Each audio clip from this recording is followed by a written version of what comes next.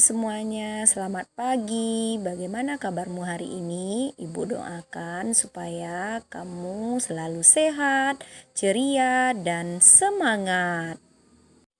Baiklah anak-anak ibu semuanya, pelajaran kita pada pagi ini masih dalam tema 1, selamatkan makhluk hidup, dengan subtema 3, ayo selamatkan hewan dan tumbuhan, pembelajaran pertama. Setelah belajar ini nanti, Ibu harapkan anak-anak Ibu dapat yang pertama, dapat mengidentifikasi contoh hewan dan tumbuhan langka yang dilindungi di Indonesia.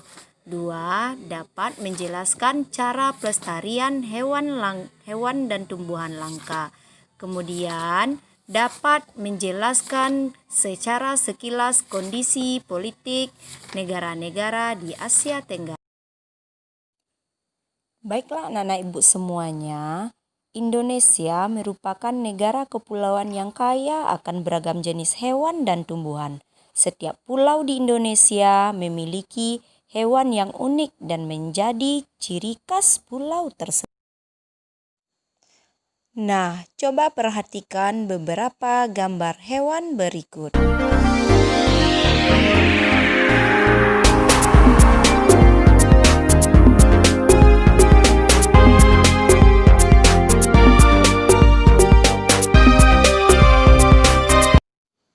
Nah, anak-anak ibu semuanya, semua gambar yang kamu lihat tadi merupakan contoh dari beberapa hewan yang dilindungi di Indonesia, seperti komodo.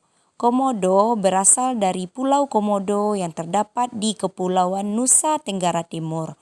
Pulau Komodo merupakan salah satu dari 7 keajaiban dunia.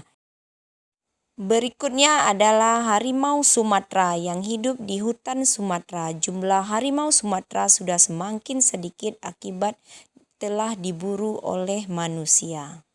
Berikut hewan yang dilindungi adalah badak bercula 1 yang hidup di ujung kulon. Selanjutnya adalah orangutan. Orangutan adalah sejenis kera berambut kemerahan. Orangutan hidup di hutan-hutan Sumatera dan Kalimantan. Jumlah orangutan terus berkurang karena perburuan liar dan menjadi korban kebakaran. Nah, itulah beberapa hewan yang dilindungi di Indonesia. Nah, bagaimana pula dengan tumbuhan? Apa-apa sajakah tumbuhan yang dilindungi di Indonesia?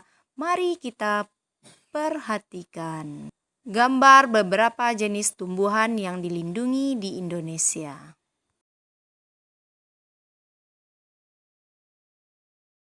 Ada bunga bangkai raksasa, ada bunga Rafflesia yang hidup di hutan-hutan Sumatera dan Kalimantan.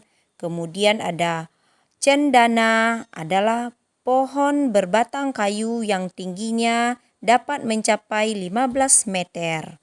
Kemudian ada keseme. Keseme ini biasanya orang menyebutnya sebagai buah genit karena buah kulitnya yang tampak seperti memakai bedak.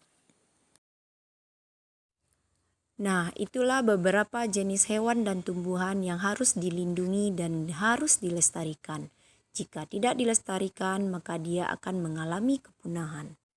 Nah, apa saja yang menyebabkan hewan dan tumbuhan mengalami kepunahan? Salah satunya adalah pembakaran dan penebangan hutan secara liar, serta perburuan hewan langka.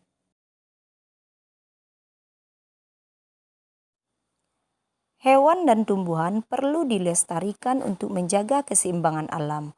Usaha untuk melestarikan hewan dan tumbuhan adalah yang pertama, melindungi tempat hidupnya. Yang kedua, mengembangbiakannya. Yang ketiga, melarang kepemilikan satwa yang dilindungi.